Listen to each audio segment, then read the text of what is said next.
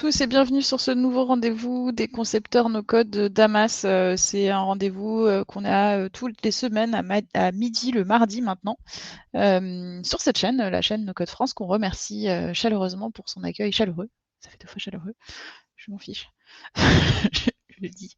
Merci à vous d'être encore au rendez-vous aujourd'hui et on va continuer notre conception. Donc pour rappel, je sais que Léo est là avec nous aujourd'hui, donc on va avoir les liens vers les anciens lives qui seront diffusés dans le chat. Vous pouvez nous retrouver sur la chaîne YouTube de Damas avec tous les lives qui ont déjà été réalisés jusqu'à présent pour voir le début de la conception d'application et puis aussi comment fonctionne l'outil Damas. On avait fait le tour un peu de toutes les fonctionnalités rapidement et on a commencé à construire une application concrète sur l'outil. Et donc j'y retourne. Donc j'en étais là. Il fait froid un peu, ouais, c'est vrai. J'en étais là, j'en étais sur mon application toujours de devis où j'avais commencé à construire le workflow de ce devis. Donc je vais continuer, je vais tout simplement continuer mon workflow. Donc pour rappel, ce devis contient un certain nombre de champs. Il y a un module de jointure entre le devis et le catalogue qui me permet de construire mon tableau ici. J'ai un devis en PDF qui va être généré automatiquement dans le workflow au moment où le devis est créé. Et puis, j'ai un statut du devis avec des échanges avec le client. J'ai créé un workflow qui me permet d'envoyer des messages à mon client et que mon client me réponde directement dans le workflow.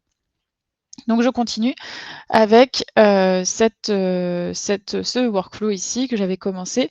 Donc le workflow, c'est une des forces de Damas, on en avait déjà parlé, je vous avais déjà montré, c'est que le workflow est très graphique. On a que deux types d'objets différents dans un workflow graphique. On a le statut, donc un champ de listage choix unique qui nous permet de faire avancer notre workflow, et puis les actions qui sont donc le champ de listage choix unique qui est représenté par cette petite case grise avec une en-tête verte, et les actions qui sont ici, bonjour FDJ, les actions qui sont ici représentées par ces grosses boîtes grises avec des boutons qui sont ici représentés par des boîtes colorées ici, donc vert, bleu, rouge pour mes boutons envoyer, enregistrer et annuler le devis.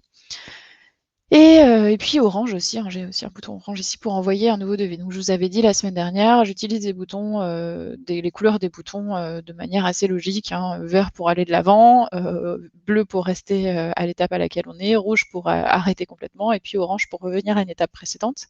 Et donc là, on avait terminé ce workflow ici, on s'était arrêté la semaine dernière parce qu'on n'avait pas trop le temps. Donc on s'était arrêté la semaine dernière sur cette action ici, qui était la suite à donner. Donc à partir du moment où le client a répondu soit en réponse directe au mail, on avait paramétré le workflow dans l'email ici, je vous invite du coup à revoir la session précédente. Voilà, comme le dit comme le message No Code France dans le chat le dit, allez voir les lives précédents vous pouvez les retrouver sur notre site internet damas.com pour voir ce qu'on avait fait précédemment, et vous verrez donc mes aventures précédentes, et notamment dans le live de la semaine dernière, comment on a construit le workflow dans l'email pour faire en sorte que notre client réponde directement au workflow par un email. Et donc, si jamais le client ne répond pas à l'email et que par contre il nous appelle ou il nous envoie directement un email, on pourra toujours faire avancer le workflow nous avec ce bouton ici. Devis accepté par le client, envoyer un nouveau devis ou refus définitif du client. Donc j'ai deux actions différentes qui sont l'une qui est déclenchée aussitôt après l'envoi du devis pour moi, en tant que collaboratrice en charge, enfin pour le collaborateur en charge, pas pour moi, mais pour le collaborateur en charge, et une autre action qui est ici déclenchée après la réponse reçue. Donc on sait si le client a répondu ou pas à travers l'email. Et du coup, on peut, nous, à cette étape-là, faire avancer le workflow ou faire reculer le workflow ou arrêter le workflow. Donc, on va continuer ce qu'on avait commencé. Donc là, on a le refus définitif du client et la possibilité d'appuyer sur le bouton ici pour dire que le client a complètement refusé le devis. On va mettre ça à cet endroit-là. Là. Comme ça, j'aime bien aligner proprement mes statuts. Ici, on a le devis qui est accepté par le client, donc qui est déclenché par ces deux boutons ici. Et puis le fait d'envoyer un nouveau devis. Donc là, on avait donc c'est toujours pas là, on avait créé un statut spécifique pour revenir en arrière, mais en disant: «Bah, là, c'est un autre devis, donc on va devoir créer un nouveau», enfin pas créer un nouveau devis, mais modifier ce qu'on avait fait. Et donc on est dans une nouvelle action qui nous permet, donc de bien savoir qu'on a déjà fait un envoi. Et donc là, c'est un deuxième envoi. Alors on va peut-être pas faire de 3e envoi, mais au moins on va faire le deuxième envoi. Je propose pas de faire un troisième envoi ici. Ce que je vais proposer, c'est peut-être dans un second temps, on fera peut-être un sur-module, genre évolution, grosse évolution. Finalement, on veut pouvoir avoir le suivi de tous les devis qui ont été envoyés. Et donc, on va faire un sur-module avec le suivi de tous les devis qui ont été envoyés. Et puis, dans ce sous-module, on aura chaque devis qui ont été envoyés. Donc, on fera ça peut-être dans un second temps, pas aujourd'hui, parce qu'aujourd'hui, on n'aura pas forcément le temps de faire ça. Mais une prochaine fois, bien sûr, peut-être la semaine prochaine. Et donc c'est une évolution qu'on peut faire bien sûr dans l'outil une fois qu'il est en production. Voilà, on a fait plein de devis et tout, puis en fait finalement on se rend compte qu'on veut quand même suivre tous les devis qui ont été envoyés et pas forcément les suivre depuis l'historique du PDF, mais vraiment savoir, voilà, on a envoyé le devis, on a envoyé ce devis-là, ça s'était envoyé, machin. Donc on fera ça plus tard, mais là on va continuer dans cette direction au moins pour terminer le workflow.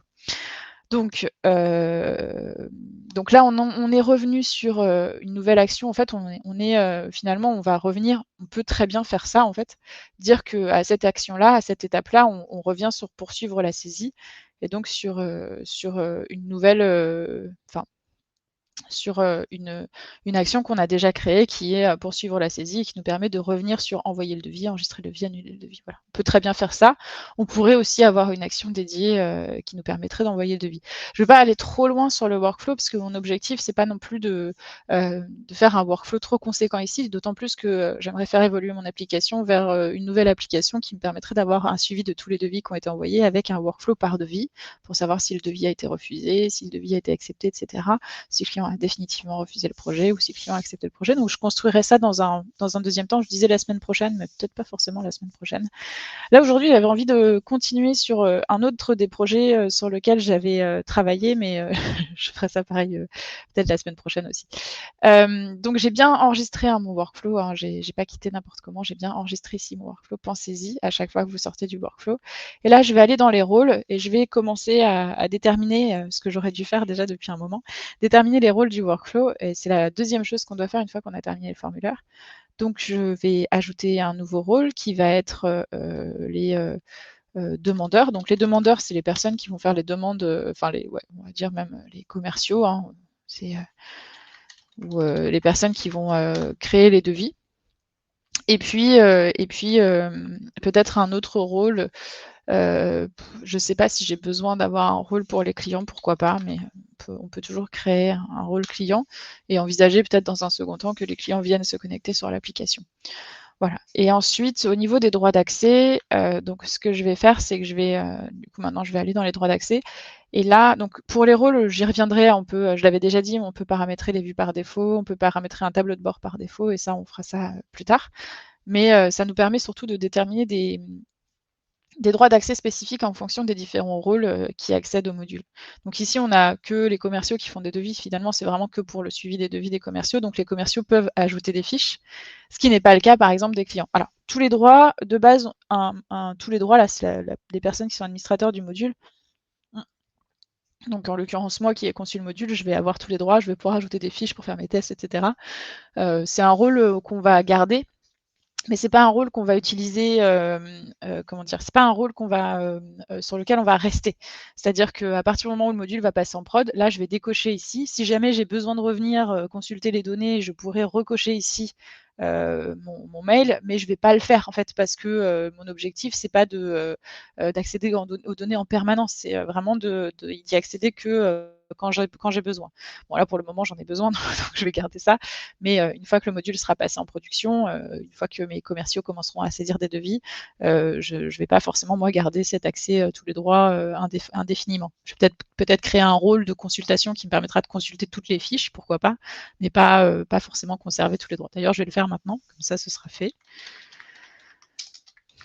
Voilà, donc là, ça va me permettre de consulter toutes les fiches, de voir, de lire toutes les fiches sans forcément les modifier. Et comment est-ce que je vais déterminer ça? Je vais dire, donc chacun accède à toutes les fiches et je vais dire que je vais prendre le pinceau ici pour masquer, enfin pour faire en sorte que les champs soient tous en lecture seule. Et je vais glisser mon curseur ici en appuyant sur CTRL, donc sans cliquer. Je survole sans cliquer les cases ciblées. Donc là, j'appuie sur CTRL. Je suis en train d'appuyer sur CTRL là maintenant présentement. Et je glisse mon curseur du haut en bas. Et là, je vais faire en sorte que tous les champs que j'ai créés soient en lecture seule pour les personnes qui sont dans ce rôle de consultation. Donc le consultation, on est d'accord aussi sur le fait qu'on n'a pas besoin d'ajouter des fiches, on est là juste pour consulter les fiches. Par défaut, quand on ajoute un rôle, il a deux droits, c'est ajouter des fiches et exporter. On va, pour les commerciaux, leur permettre d'ajouter des fiches. On ne va pas leur permettre de supprimer des fiches, parce qu'on n'a pas envie, on avait dit qu'ils suppriment des fiches n'importe quand, n'importe comment. On veut quand même garder l'historique et la trace des devis qui ont été envoyés. On va pas permettre de publier des vues fiches pour mon rôle, ni d'administrer les vues fiches pour tous les rôles. J'en avais déjà parlé, mais j'y reviendrai, c'est la publication des vues fiches. Ça nous permet de... déjà, tous les utilisateurs peuvent paramétrer des vues des fiches, donc c'est des vues de leurs données sur l'outil. Après, est-ce qu'ils ont le droit de publier des vues pour les personnes de leur rôle, c'est-à-dire pour tous les autres commerciaux, ou de publier des vues pour toutes les personnes qui utilisent Damas? C'est peut-être pas forcément utile, pas pour les commerciaux en tout cas, donc on va laisser ça comme ça. Et ensuite, on va pouvoir accéder au tableau de bord, nous, en tant qu'administrateur, avec tous les droits, mais on ne va pas donner aux commerciaux la possibilité de créer des tableaux de bord, parce que ce n'est pas non plus un objectif qu'on le souhaite. Et ensuite, l'export, on va leur laisser la possibilité d'exporter. Par contre, pas pour les clients. Pour le client, a priori, pour l'instant, on ne souhaite pas qu'ils accèdent au devis, mais si jamais ça devait être le cas un jour, il ne faudrait pas qu'ils puissent exporter, ni même importer. On va pas donner la possibilité d'importer. Et puis l'accès à l'historique des modifications des fiches. Là, c'est intéressant pour le client de savoir ce qui s'est passé, donc on va lui donner l'accès. Et puis pareil pour la consultation, pour les commerciaux, pas pour les clients. Par contre, on n'a pas forcément envie que le client il sache qu'on a fait le devis tel jour, qu'on a modifié tel truc à tel moment, etc. Donc on va retirer l'accès aux modifications. Donc l'accès aux modifications des fiches, c'est l'historique des modifications des fiches. C'est tout en bas des fiches. Je vous avais montré déjà, je crois. Je vais vous remontrer. Alors, hop, je vais là. Tout en bas de la fiche, on va avoir 3 petits points ici et on va pouvoir accéder à la totalité de toutes les saisies qui ont été faites. Donc on sait que c'est un devis qui a été créé le 27 mars, qu'il a été modifié à plusieurs reprises le 27 mars jusqu'au 16, le 3 avril ensuite, le 16 avril ensuite. Et voilà, j'interviens seulement au moment où j'ai fait des lives. Donc il y a eu un live le 27 mars, il y en a eu un le 3 avril et un le 16 avril. À aucun autre moment, il y en a eu. Et c'est seulement moi qui ai fait des modifications sur cette fiche. Et voilà toutes les modifications que j'ai pu faire, les actions qui ont été déclenchées aussi en fonction de mes modifications. Voilà. Donc ça, cet historique de modification des fiches, on peut décider que les gens ne voient pas en fait l'historique. On peut décider que les utilisateurs ne voient pas l'historique. On peut décider qu'ils le voient. C'est bien pour les utilisateurs identifiés de notre entreprise qu'ils voient l'historique. Globalement, on a besoin qu'ils aient accès à cet historique. C'est pas forcément indispensable pour tout le monde. Et on a eu cette demande de la part de certains clients de ne plus accéder à l'historique pour certaines personnes qui ont accès à l'application, qui ont accès à certains modules. Du coup, on a fait cette évolution. C'est très récent. C'est une évolution qui date d'il y a 2-3 mois. Donc, c'est pas rétroactif. Hein. Du coup, les personnes qui avaient déjà accès à l'historique ont toujours accès à l'historique, mais on peut leur retirer l'accès dorénavant. On peut cliquer ici ou recliquer pour retirer l'accès aussitôt. Donc là, si je fais une modification, c'est en production. C'est-à-dire que si je clique ici, aussitôt, mes clients ont accès à l'historique des modifications des fiches. Si je reclique ici, aussitôt, mes clients n'y ont plus accès. Donc bien sûr, il faut qu'ils rechargent la page et ça fonctionne. Il y a un rechargement des droits aussi qui doit être fait. Si jamais on ne s'est pas déconnecté entre-temps, on peut rafraîchir les droits d'accès ici. Ça permet vraiment de rafraîchir les droits d'accès, comme son nom l'indique. Bonjour Félix. Voilà. Donc ça, c'est une petite fonctionnalité bien sympa qu'on aime beaucoup et on apprécie bien de l'avoir en production parce que ça permet vraiment de réduire l'accès aux données, sachant que l'historique des modifications des fiches, on a accès à l'historique des champs auxquels on a accès. On n'a pas accès à tout l'historique. C'est si un champ qui a été modifié, on n'y a pas accès. Si plus bas ici, je dis qu'on n'a pas accès à ce champ-là, on ne verra pas l'historique qui concerne ce champ-là. Donc ça reste quand même très resserré. Hein. L'historique des modifications des fiches, c'est pas quelque chose de très, c'est quelque chose qui dépend vraiment des droits d'accès des utilisateurs. Ensuite, une fois que j'ai décidé, donc agir au nom de tous les acteurs, c'est une autre fonctionnalité, j'en avais déjà parlé, mais ça, on va la laisser seulement pour les administrateurs de base, hein. C'est une fonctionnalité aussi très intéressante qui nous permet de savoir quelles sont les tâches qui sont en cours, quels sont les boutons qui sont déclenchés à telle ou telle étape. Donc là, on voit qu'il n'y en a pas. Mais si je vais, alors le problème, c'est que c'est que moi qui crée les fiches ici, donc ça va être difficile de, je peux faire un autre. Ça va être difficile de voir des fiches où j'ai un historique spécifique. Alors je vais aller voir parce que j'ai vraiment pas d'historique, j'ai pas de tâches en cours sur ces fiches-là. Mais sur celle-là, peut-être. Voilà. Ici, en fait, si je change le collaborateur en charge et que je mets quelqu'un d'autre, bon, c'est toujours moi de toute façon. Super. De toute façon, c'est moi qui ai créé la fiche, donc les boutons se déclenchent pour moi. Mais si c'était pas moi qui avais créé la fiche, je verrais pas ces boutons. Et donc, en tant qu'administrateur, je voudrais savoir quels sont les boutons qui sont déclenchés pour savoir qui peut cliquer sur quoi. Et donc, c'est à ça que sert cette fonctionnalité agir au nom de tous les acteurs. C'est vraiment très pratique. Là, on ne verra pas du tout comment ça fonctionne exactement, mais c'est vraiment très pratique. Une fois que j'ai fait tout ça, donc, je continue à restreindre les fiches accessibles. Et là, je peux décider qui a accès à telle ou telle fiche. Donc, a priori, chacun accède à toutes les fiches de base, c'est géré comme ça. On doit ensuite déterminer si vraiment chacun accède à toutes les fiches ou si on souhaite que chacun n'accède par exemple qu'aux fiches qu'il a créées. Donc on va partir du principe que les commerciaux, ils vont accéder qu'aux fiches qu'ils ont créées, ils ne vont pas accéder aux fiches des autres commerciaux. Peut-être qu'on souhaite que les commerciaux accèdent à toutes les fiches, mais qu'ils aient des accès spécifiques aux autres fiches, et donc du coup que les commerciaux soient en consultation sur les autres fiches et que en tant que commerciaux, ils accèdent qu'aux fiches qu'ils ont créées avec faire certaines possibilités à ce niveau-là. Et donc, forcément, c'est mieux qu'ils accèdent aux fiches qu'ils ont créées en modification, avec des droits de modification, et qu'ils puissent accéder peut-être aux autres fiches des autres commerciaux en simple droit de consultation. On peut très bien être dans plusieurs rôles et avoir Bonjour Fred, comment ça va avoir une superposition des rôles. Donc, on va pouvoir accéder aux fiches en tant que commercial de sa propre fiche, qui a créé sa propre fiche avec ce rôle de commercial, et accéder à toutes les autres fiches avec un simple rôle de consultation, à toutes les fiches qui ont été créées par d'autres personnes. Ensuite, on a la possibilité d'accéder aux fiches créées par quelqu'un du rôle. Donc là, on va partir du principe que peut-être les commerciaux devraient accéder qu'aux fiches créées par les commerciaux. Pourquoi pas? Bon, après, c'est pas c'est pas quelque chose que j'utilise souvent à titre personnel, les accès aux fiches créées par quelqu'un du rôle, mais ça peut être utile dans certains cas. Ensuite, là, je vais déterminer chacun n'accède qu'aux fiches où son adresse email apparaît. Donc, je peux cumuler les cases rouges ici. Je peux dire ça, ça, ça. Enfin, peut-être pas ça, mais je peux cumuler. Ce que je peux pas cumuler, c'est rouge et vert. Soit c'est vert, soit c'est rouge, rouge, rouge, mais c'est pas les deux. Ça peut pas être vert et rouge. On peut pas accéder à toutes les fiches et aux fiches qu'on a créées. Enfin, on peut accéder à toutes les fiches, dont les fiches qu'on a créées, mais on ne peut pas accéder à toutes les fiches ou aux seules fiches qu'on a créées. Donc, on doit choisir, faire un choix. C'est pour ça que c'est pas cumulable. Par contre, si on dit qu'on accède qu'aux fiches qu'on a créées, on peut aussi dire qu'on accède qu'aux fiches où le collaborateur en charge est sélectionné et nous. C'est-à-dire que si à un moment on crée une fiche et que finalement on décide de mettre un autre collaborateur en charge, du coup, on se retrouve à pouvoir modifier une fiche qu'on n'a pas créée.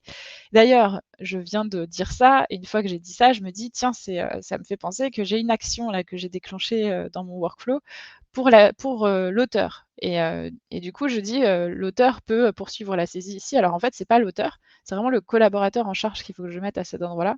Au départ, j'avais mis l'auteur parce que je me suis dit, bah ouais, il y a l'auteur, il doit poursuivre sa saisie. Puis finalement, comme le devis peut revenir à cette action-là, du coup, je préfère dire que c'est le collaborateur en charge ici et pas l'auteur. Parce que si jamais entre-temps le collaborateur a changé, c'est mieux que ce soit le collaborateur en charge qui soit en charge de cette action-là. Donc voilà, j'enregistre et je repasse sur les droits d'accès. Ici, donc, je dis chacun accède qu'aux fiches qu'il a créées et chacun accède qu'aux fiches où son adresse email apparaît dans le champ collaborateur en charge-mail, ce champ-là. Ensuite, je peux dire que les clients n'accèdent qu'aux fiches où leur email apparaît dans le champ client mail de contact. Donc pas mail de contact générique, au contraire, client contact client mail, donc le mail du contact client, c'est celui-là, hein, pas le client mail de contact, parce que ça c'est le mail générique. Donc le mail générique, on va pas forcément leur donner des droits d'accès. Par contre, on va, parce qu'on ne sait pas trop, enfin, je préfère éviter de donner des droits d'accès à un mail générique, pour la simple et bonne raison que pour une question de sécurité, on va éviter de donner un accès à une boîte mail générique, sauf cas exceptionnel où c'est le client qui demande et qui dit on veut accéder à boîte mail générique. Mais globalement, sur les droits d'accès dans Damas, on va faire en sorte que ce soit le mail d'une personne qui y a accès, parce qu'il y a toute une question de droit d'accès, de gestion d'accès, qui fait que sur une boîte mail générique, bah, n'importe qui peut conserver les accès après coup. Et en fait, on ne sait pas trop qui est-ce qui consulte ta boîte mail générique. Et au final, on peut avoir plusieurs personnes qui ont accès à Damas avec un seul mail, avec un mot de passe qui serait partagé par plusieurs personnes. Et là, niveau sécurité, on sort complètement du cadre, donc c'est très risqué. Donc on va préférer donner accès à plusieurs personnes à travers un contact client. Là, c'est beaucoup mieux plutôt qu'à travers un mail générique avec donc le mail de la personne qui est notre contact chez le client. Et donc on a bien ce mail à cet endroit-là, on l'a créé, on l'a ajouté dans le formulaire la semaine dernière ou la semaine d'avant, je ne me souviens plus. Voilà, il y a 2 ou 3 séances. Et enfin, on peut dire chacun n'accède qu'aux fiches où le nom de son rôle apparaît. Donc là, on n'a pas utilisé de champ de type rôle, mais on pourrait dire qu'à certaines étapes, on veut que les personnes qui sont dans tel rôle accèdent aux fiches. Et donc, du coup, on pourrait calculer un champ de rôle dans lequel on dit à telle étape, telle étape, telle étape, telle étape, on veut que telle personne accède à cette fiche-là. Et donc, en fait, ça, je l'ai utilisé une fois. C'est un client qui m'a dit moi, j'aimerais bien que mes assistants de direction, ils accèdent aux fiches de ce module-là, mais seulement une fois que le devis a été envoyé. On était sur une création de devis aussi. Donc, il m'a dit voilà, seulement une fois que le devis a été envoyé, j'aimerais que les assistants de direction accèdent aux fiches de ce module. Il dit bah ok, pas de problème. Donc j'ai créé un champ rôle. Les assistants, j'ai créé un champ rôle effectivement. J'ai créé un rôle assistant de direction. J'ai créé un champ rôle dans lequel j'ai calculé la valeur rôle en disant bah, si on est dans cette action, alors, enfin cette action, cette action, cette action, alors mon assistant accède, enfin le assistant rôle, le rôle assistant de direction, accède à cette fiche, à la fiche en question. Et sinon, bah non. Et donc à chaque fois que le rôle assistant de direction apparaît dans ce champ-là, à chaque fois, ça donne l'accès aux personnes du rôle. Ça fonctionne très bien, mon client est très content. Voilà. Donc c'est un peu compliqué finalement, mais c'est pas si compliqué que ça une fois qu'on sait comment ça fonctionne et puis on peut le faire, mettre en production. On pourrait le faire d'ailleurs, on pourrait le faire maintenant. Ça serait intéressant de le faire. Ouais, je vais le faire maintenant. Comme ça, je vous montre un petit tips. Donc, je vais créer un champ complémentaire. Je vais revenir ici parce que j'ai fait une bêtise. Il ne faut pas ouvrir la page, je l'ai déjà dit, il ne faut pas ouvrir la page des droits d'accès sur 2 pages différentes, parce que ça ne marchera pas. De toute façon, ça vous dira attention, vous devez charger la page. Donc, je vais faire un champ ici, assistant de direction. Et puis, je vais, donc c'est pas un champ, pardon, c'est un rôle assistant de direction. Et puis, je vais faire dans mon module ici, je vais créer dans la partie technique, dans le formulaire, je vais créer un autre champ ici que je vais appeler, je vais l'appeler accès assistant de direction. Donc c'est un champ rôle, parmi les rôles du module, c'est celui-là. Et je vais l'appeler accès assistant direction pour illustrer ce que je viens de raconter. Donc je vais le mettre par défaut sur tous les droits. J'enregistre. J'arrive sur une nouvelle page, enfin je reste en fait sur le champ ici. Je vais le calculer. Bon, je peux laisser tout cocher, hein, je m'en fiche de toute façon, même si les autres je peux pas les affecter, je les affecterai jamais. Mais comme il est calculé, en fait ça je m'en fiche au final. Ensuite, je vais ici, je vais dire que si le devis, on va dire que, donc je ne vais pas du tout aller dans valeur rôle, si le champ ici, statut du devis, est dans devis accepté, donc dès lors que le client a validé le devis, je veux que les assistants de direction accèdent au devis. Donc je pourrais dire s'il est dans et accepté, donc égale valeur liste ici, et réponse du client reçu, hein, je pourrais dire les deux. Moi je veux juste que ce soit accepté, mais je pourrais faire un et à l'intérieur comme ça. Donc je supprime tout ça, voilà. Donc si on est dans un devis accepté, alors ce champ-là prend la valeur rôle, donc c'est rôle ici, la valeur rôle assistant de direction. Et sinon, sinon on va rester sur tous les droits, voilà, on va rester sur tous les droits et j'enregistre. Et donc là, ce champ rôle ici, je vais pouvoir l'utiliser pour dire si, donc je vais recharger ma page de droit d'accès, bien sûr, parce que là, j'ai toujours pas mon rôle qui apparaît ici. Si, donc là, j'ai bien mon rôle accès assistant de direction ici. Et donc ici, je vais tout simplement cocher cette case-là. J'ai pas besoin de cocher quoi que ce soit d'autre, j'ai juste besoin de cocher cette case-là. Alors après, il faudra bien sûr que je mette toutes les personnes qui sont dans le rôle assistant de direction dans le rôle assistant de direction. Donc il faudrait que j'ai un groupe avec tous les assistants de direction et que je leur donne accès à la fiche à travers ce groupe-là. Là, pour le moment, je ne l'ai pas encore fait, mais l'idée, c'est ça, c'est qu'on puisse utiliser un champ rôle de cette façon-là. Et ça nous permet, donc moi c'est comme ça que je l'ai utilisé, je ne l'ai pas utilisé de beaucoup de façons, mais c'est comme ça que je l'ai utilisé, c'est de dire qu'à telle étape de la fiche, à telle étape de mon application, alors mes assistants de direction ont accès au module. Et donc là pareil, je vais mettre pour les assistants de direction, je vais mettre exactement les mêmes droits d'accès que pour la consultation, donc je vais copier ici et coller ici, tout simplement. Et là du coup j'ai tous mes champs qui se mettent en lecture seule. Voilà. Pourquoi j'ai pas fait ça dans le rôle consultation? Parce que moi, le rôle consultation, je veux que ce soit vraiment accès à toutes les fiches. Je veux pas juste que ce soit juste pour les assistants de direction. Je veux et je veux pas que ce soit juste à une certaine étape. Je veux que ce soit vraiment pour toutes les personnes que je veux vraiment voir ici en consultation. Genre, par exemple, moi, je voudrais être en consultation et plus tous les droits. Et dans ce cas-là, je veux pas avoir accès qu'aux fiches dans lesquelles le rôle assistant de direction est nommé. Je vais avoir accès aux fiches qui sont juste, enfin, en fait, je vais avoir accès à toutes les fiches. Voilà pourquoi j'ai pas fait la même chose. Je pourrais, hein, mais je ne préfère pas. Je pourrais dire ici, le consultation, c'est que pour les personnes dont le rôle apparaît dans ce champ-là. Et puis, je pourrais mettre deux champs différents de rôle, un avec calculer assistant de direction et un autre. Mais j'ai pas forcément, puis ça n'aurait pas du tout le même fonctionnement, ce serait pas du tout pertinent. Donc non, je le fais pas. Voilà. Et donc ensuite, j'ai un peu survolé ça, mais ensuite je dois déterminer les droits d'accès au champ pour les différents rôles. Donc là, pour les commerciaux, j'ai besoin d'accéder à tous les champs. Donc pas forcément à tous les champs exactement, mais à une partie des champs. Donc je vais sélectionner le pinceau lecture seule parce que je sais que j'ai des champs où j'ai même pas sélectionné le pinceau lecture seule, je vais cliquer dessus. J'ai des champs dans le module, dans le formulaire qui ne devront pas être modifiés par les commerciaux. Donc par exemple, la date d'envoi du devis. Pareil pour le client. Je sais que la date d'envoi du devis, elle va être positionnée par mon workflow. C'est ce que j'ai dit là au niveau du workflow. Je dis la date d'envoi du devis, tu la positionnes. Alors, je n'ai pas encore dit, je vais le dire. Ici, la date d'envoi du devis, elle va être positionnée par le workflow. Donc, de fait, je n'ai pas besoin, moi, en tant que commercial, d'avoir accès à cette date en écriture. J'ai besoin que d'avoir accès en lecture à cette date. Voilà. Donc là, j'enregistre. Voilà, ma date d'envoi du devis est bien mise à jour par le workflow.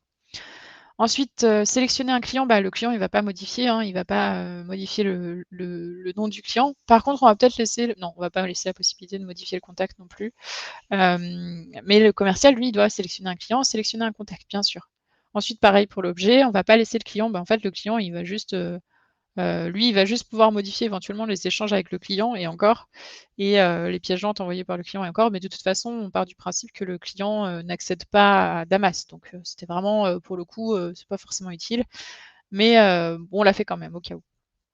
Un jour, peut-être, on ouvrira l'accès à Damas.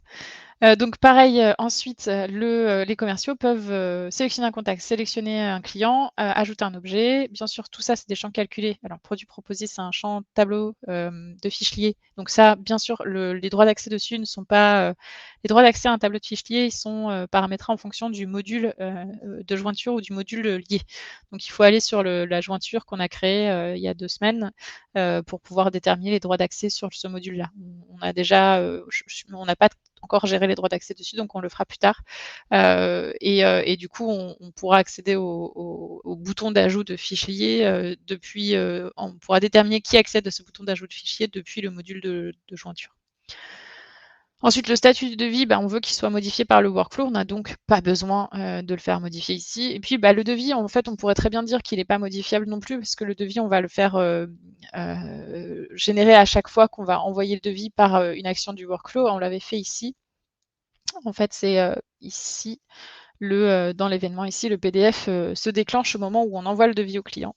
Donc il se déclenche dans l'ordre des actions qui est prévu ici, hein. C'est d'abord le PDF est généré, ensuite on envoie le mail au client et enfin on pourra cliquer sur le bouton d'action, mais là on ne le fait pas automatiquement ici. Voilà, donc du coup, je continue. Le devis ici, on peut donc le charger nous-mêmes. Si on est commercial et qu'on veut voir le devis avant l'envoi, on peut le charger nous-mêmes. Donc on va laisser la possibilité de modifier ici, mais on pourra très bien ne pas avoir cette possibilité de charger le PDF, et ce sera le cas pour les clients. Ensuite, je le disais, le statut de vie est mis à jour par le workflow et les échanges avec le client, on pourra très bien écrire dessus, hein, c'est important qu'on puisse écrire dessus. Et la date de suppression, pareil, elle va être mise à jour par le workflow. Et enfin, donc je laisse, vous voyez, hein, tous les droits ici, je laisse vraiment tout accessible pour tout simplement qu'on puisse modifier si on a besoin de le modifier durant la vie du devis. Si on a besoin de le modifier à la main, on pourra toujours venir le modifier à ce moment-là. Et enfin, donc là, c'est les informations qu'on va pouvoir masquer. Les informations qui sont à la fin du devis ici, des informations qu'on n'a pas besoin forcément de montrer à tout le monde. Donc on va ici, on va bien masquer les informations à travers, voilà. Pardon, je vérifie que la porte était bien fermée pour éviter d'embêter mes collègues. Donc là, on va pouvoir masquer, alors pas la date de suppression, mais on va pouvoir masquer, par exemple, les dates de modification, accès assistant de direction, tout ça, on n'a pas besoin de le montrer au rôle du client. J'ai créé un rôle client juste pour vous montrer qu'on peut masquer des champs. Voilà, donc on va pouvoir masquer tout ça et toutes ces informations-là, sauf bien sûr le mail de contact du client. Le contact client, parce qu'il faudra quand même qu'on puisse y accéder pour pouvoir accéder à la fiche. Voilà. Donc, on a besoin de cette information, mais tout le reste va pouvoir être masqué seulement pour le client. Le client ne crée pas de fiche et le client ne doit pas accéder à ces informations-là, donc on va tout masquer. Mais on ne masque pas ça pour les autres utilisateurs. Et enfin, à la toute fin, on va pouvoir aller chercher nos collaborateurs en activité. Donc, les collaborateurs en activité de mon module ici, c'est ceux que j'ai appelés Twitch collaborateurs en activité. Et donc là, je vais pouvoir cliquer ici, tout simplement, hop, sur cette case-là pour donner accès à mes collaborateurs en activité. Je peux faire la même chose pour mes contacts en activité et donner accès ici aux clients, aux contacts en activité, aux contacts clients en activité. Et donc, comme j'ai bien coché ici cette case pour que les personnes accèdent qu'aux fiches qui les concernent, et pareil ici, du coup, tout le monde n'accédera pas à toutes les fiches, ils accéderont vraiment qu'aux fiches qui les concernent. Si jamais à un moment je coche ici, ça voudra dire que comme j'ai coché tout en bas le groupe, tout le monde accède à toutes les fiches, donc il faut faire attention. Les droits d'accès, c'est en direct, hein, je l'ai dit, donc si vous modifiez quelque chose, ça se modifie tout de suite dans la production. Donc il faut faire très attention à partir du moment où on donne accès à tout le monde. Là, pareil, donc tous les droits, je vais mettre le rôle administration. Puis tiens, j'ai déjà créé un rôle consultation, donc je vais le mettre ici. Puis les assistants, j'ai pas de rôle assistant parce que j'en ai pas créé. J'ai pas de groupe assistant parce que j'en ai pas créé. Donc j'irai un jour créer un groupe assistant et puis je pourrai donner à ce moment-là accès aux assistants de direction à mes fiches. Voilà. Donc j'ai fait un peu le tour des droits d'accès. Je suis allée très vite sur les droits d'accès. Je peux, d'ailleurs, il faut que je fasse aussi, je l'avais dit sur l'autre module, donc je vais recommencer. Et pendant que je le fais sur l'autre module, si vous avez des questions, hein, c'est le moment, n'hésitez pas à poser des questions donc pas sur les catalogues. Oui, ça je l'ai dit tout à l'heure aussi. Donc ça, vous devez cliquer sur rafraîchir les droits pour pouvoir accéder pour pouvoir avoir une mise à jour de vos droits. Et donc là, je dois aller dans mon module de jointure contenu des devis. Je vais fermer cette page-là. Et ici, je vais pareil, je vais ajouter des rôles. Je n'ai pas forcément en fait, d'habitude, ce que je fais, c'est que dans le module de jointure, comme on accède au module de jointure que à travers la fiche qu'on a créée et qu'on peut accéder que aux fiches qu'on a créées, du coup, je donne pas non plus des 15 000 droits d'accès différents à ce module, mais bon, pourquoi pas, on peut mettre les mêmes droits d'accès. Et donc, toc, toc, toc. Généralement, je mets 2 droits d'accès, c'est ajout, suppression et juste lecture. Voilà, je m'embête pas trop. Donc là, les commerciaux peuvent ajouter des fiches, la consultation non, bien sûr, toujours. On peut leur retirer les droits d'exporter parce que, a priori, ils iront jamais sur ce module vu qu'il sera caché aux utilisateurs. Donc ça, c'est une fonctionnalité aussi. Donc là, je vais dans la personnalisation du module, contenu des devis. Dans généralité, j'ai bien masqué le module aux utilisateurs. Donc j'ai fait en sorte que ce module-là, Quelqu'un qui est juste commercial, il va pas y accéder. Il pourra pas y accéder directement. Il pourra y accéder que s'il ajoute un devis et qu'il ajoute une entrée dans le devis. Sinon, il pourra pas aller direct dessus pour ajouter une fiche, c'est pas possible. Et ça, c'est mieux pour éviter que des fiches soient ajoutées sans les informations dont ils ont besoin, pour qu'elles soient reliées à un devis. Donc, c'est les modules de jointure, je vous avais dit, hein, les modules de jointure, sauf dans des cas spécifiques précis, hein, c'est un peu comme la plupart des règles que je vous donne. Sauf cas spécifiques, les modules de jointure, on va pas vraiment, on va les masquer aux utilisateurs. On va faire en sorte que les utilisateurs n'accèdent pas directement au module de jointure, sauf vraiment si on veut que les utilisateurs passent par ce module-là pour ajouter quelque chose. Donc, ça peut arriver, hein, on a des applications qui sont conçues comme ça, mais j'essaie de pas faire comme ça, mais ça m'est arrivé quand même. Je continue. Donc, je continue mes droits d'accès de mes contenus des devis. Donc ici, je veux que... alors, qu'est-ce que j'ai fait ici? Bah, j'ai aucun mail, donc ça va être rapide. Je vais tout de suite aller rajouter des mails. Donc là, je suis dans le formulaire du contenu du devis. Je vais ajouter, depuis le lien vers le devis, je vais ajouter les mails dont j'ai besoin. Donc je vais chercher en champ de l'autre fiche à travers la liaison vers le devis. Ici, je vais ajouter le mail de contact du client. Non, c'est pas celui-là. Contact client mail et le collaborateur en charge mail. Comme ça, j'ai juste mes 2 mails dont j'ai besoin. Hop. Je retourne dans mes droits d'accès. Je mets à jour ma page, bien sûr, parce que j'ai pas mes champs encore. Et là, cette fois-ci, je peux dire que chacun n'accède qu'aux fiches où son mail apparaît ou aux fiches qu'il a créées. Comme ça, les commerciaux, on est tranquille. Et puis, les clients n'accèdent qu'aux fiches où leur adresse email apparaît aussi. Hein, mais bon, c'est vraiment pas utile hein, pour le coup de faire ça, mais je le fais quand même. C'est pas utile parce qu'a priori, je vais dire que les clients n'accèdent pas et puis ils peuvent pas modifier les fiches. Je vais tout simplement dire que les clients n'accèdent pas aux fiches depuis le tableau de fichier à travers des conditions d'affichage. Et puis là, bah, pareil pour les commerciaux, ils n'ont pas besoin de modifier ni le statut ni la date de suppression à la main. On va juste leur laisser l'écriture sur le lien vers le devis, sinon bah, quand ils vont rajouter un devis, il ne va pas être relié au devis. Donc faites attention avec les champs de liaison, d'ailleurs ça vous met une alerte là. Attention, avoir un champ de liaison en lecture seule empêche l'ajout de fichiers depuis le Damas parent. Donc on va pas masquer, on va pas mettre lecture seule pour ce champ de liaison hein, sur la personne qui ajoute une entrée dans le devis. On va le laisser en écriture. On va faire super attention sur les champs de liaison. Et j'ai fait la même chose hein, tout à l'heure, j'étais dans le devis, j'ai fait exactement la même chose sur le lien clé paramètres ici, hein, je l'ai laissé en écriture, pareil. J'ai laissé en écriture, alors c'est pas clé paramètres, c'est lien vers paramètres. C'est lien vers paramètres. Non, lien vers paramètres se positionne tout seul. Clé paramètres, j'ai pas besoin parce que c'est un champ avec une valeur par défaut. Par contre, je sais plus ce que j'ai laissé. Non, j'ai rien laissé parce que j'ai aucune liaison qui se positionne, donc inutile. C'est vraiment juste dans le contenu du devis où je vais faire attention à mes liaisons et laisser la possibilité à mon utilisateur de mettre déjà d'une part l'entrée du catalogue qu'il veut mettre et d'autre part de pouvoir relier cette fiche-là avec le devis sur lequel il est en train de saisir, même si lui-même il ne va pas positionner cette liaison. C'est juste que quand il va l'ajouter avec le tableau de fichier, la liaison va se positionner toute seule. Donc, il faut bien qu'il ait le droit d'écrire sur la liaison pour qu'elle se positionne toute seule. Parce qu'elle se positionne pas vraiment toute seule en vrai. Enfin bref. Je retourne sur le formulaire, je vais vous montrer les droits d'accès sur le tableau de fichier ici. Donc le commercial, lui, il a bien sûr le droit d'ajouter des fiches. Par contre, les clients, eux, n'ont pas le droit ni d'ajouter des fiches, ni même, je pense, d'accéder aux fiches. Donc ce qu'on va faire, c'est qu'on va mettre des conditions d'affichage du bouton d'ajout de fichier déjà pour dire que, en fonction du rôle de l'utilisateur, on va dire qu'il est masqué pour les clients. Voilà. Comme ça, c'est plus pratique. Donc ça, c'est le bouton d'affichage, le bouton d'ajout de fichier. Donc je vais vous remontrer ce que c'est pour que vous voyez bien. Ah zut, je me suis trompée. Quand on ajoute un devis, on ajoute le client, on ajoute le contact et on peut ajouter un produit. Donc là, ce que je viens de faire, c'est que j'ai masqué ce bouton-là pour les clients. Donc les clients, s'ils vont sur le devis, ils ne pourront pas ajouter un produit, ils ne pourront même pas voir le bouton, ils ne le verront pas du tout, il sera toujours masqué. Et la deuxième chose que je vais faire, c'est que je vais masquer l'icône d'ouverture des fichiers du tableau. Donc là, on est sur ce... Donc je vais vous montrer un devis que j'ai déjà créé pour éviter de refaire toute la manip. Non, merci. Ici, ce petit bouton-là, c'est un bouton qui nous permet d'accéder à la fiche liée. Donc là, pareil, ce bouton, je ne veux pas qu'il soit accessible aux clients.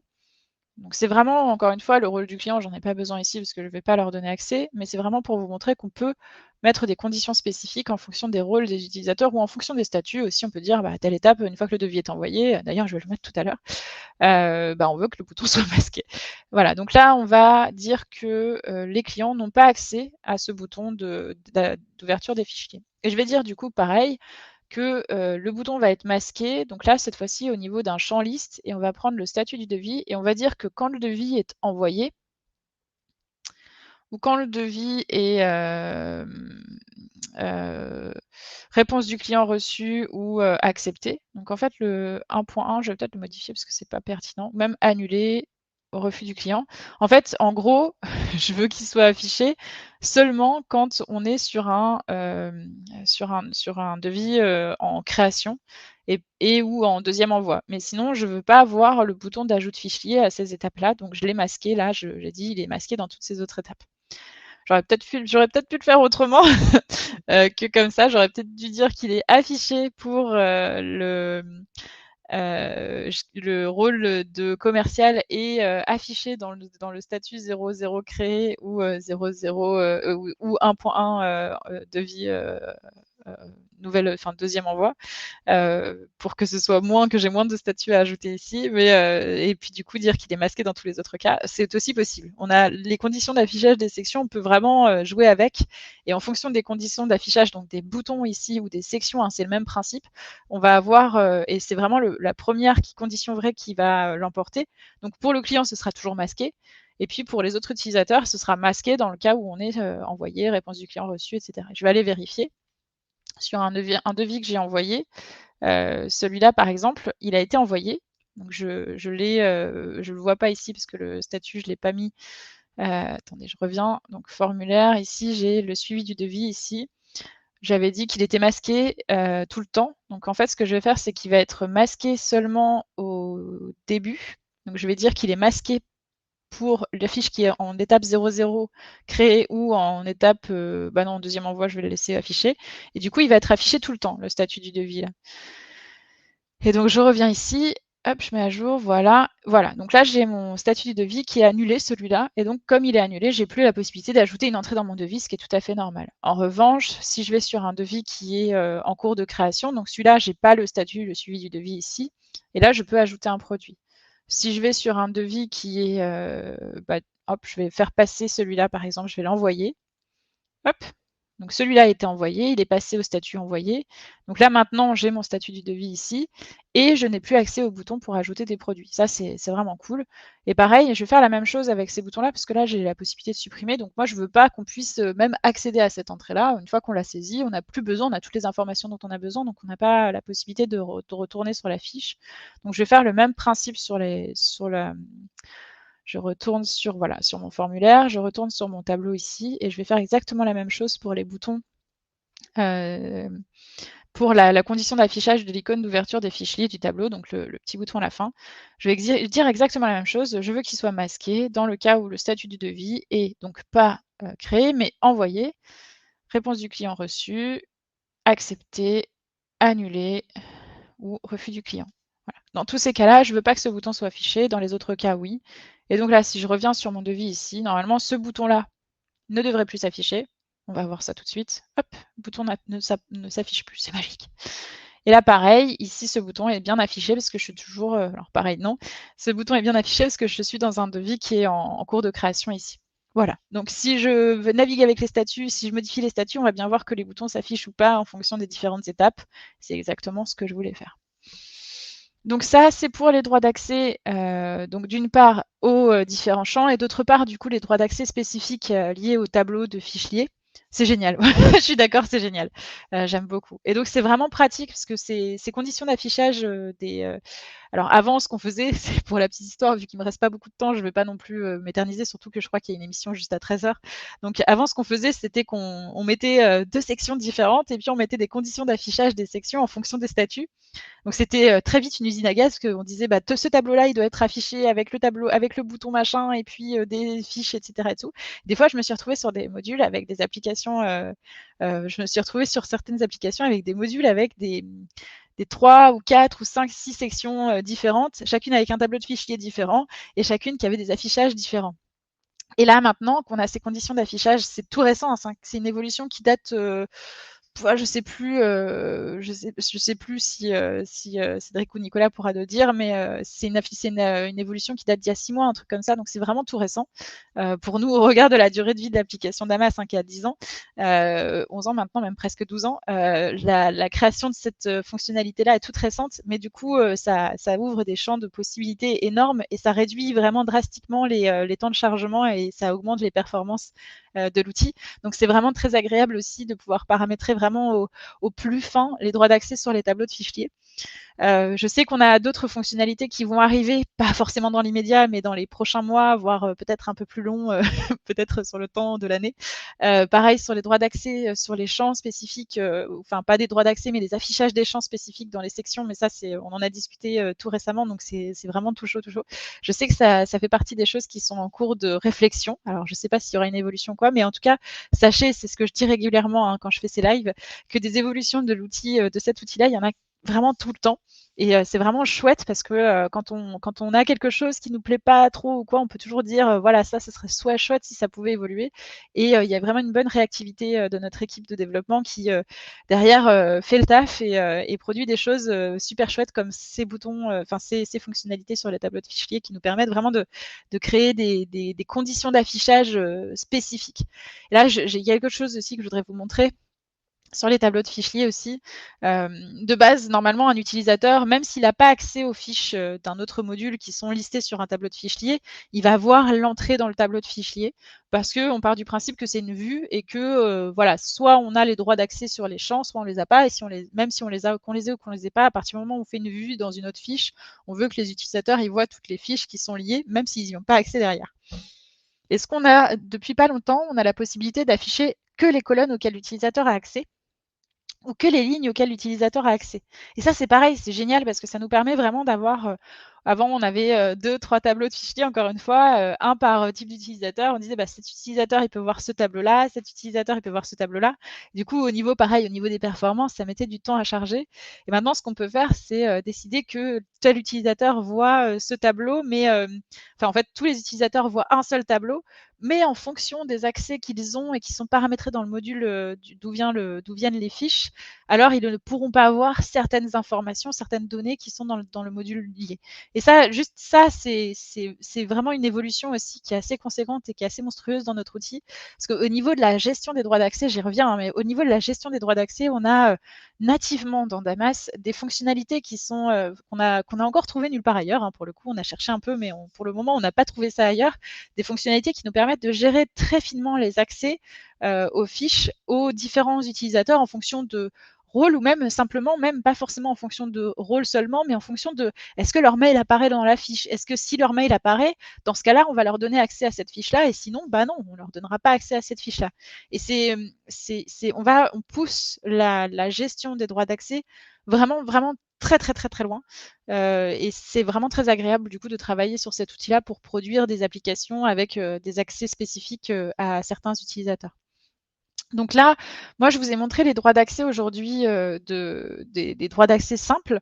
Il y a aussi la possibilité de gérer des droits d'accès en fonction. Alors, du coup, ça va encore plus loin. Et là, pouf, on s'est dit waouh. Il y a la possibilité de gérer les droits d'accès en fonction des étapes. Et on peut dire que à telle ou telle étape, l'utilisateur ne va plus pouvoir modifier le devis. Et là, ce que je vais faire du coup, c'est la dernière chose que je fais aujourd'hui, je vais rajouter une règle de fichage. Donc je verrai à un autre moment, on verra ensemble les règles, les contrôles à effectuer à certaines étapes, parce que pour le moment, j'étais vraiment focalisée sur les droits d'accès aujourd'hui.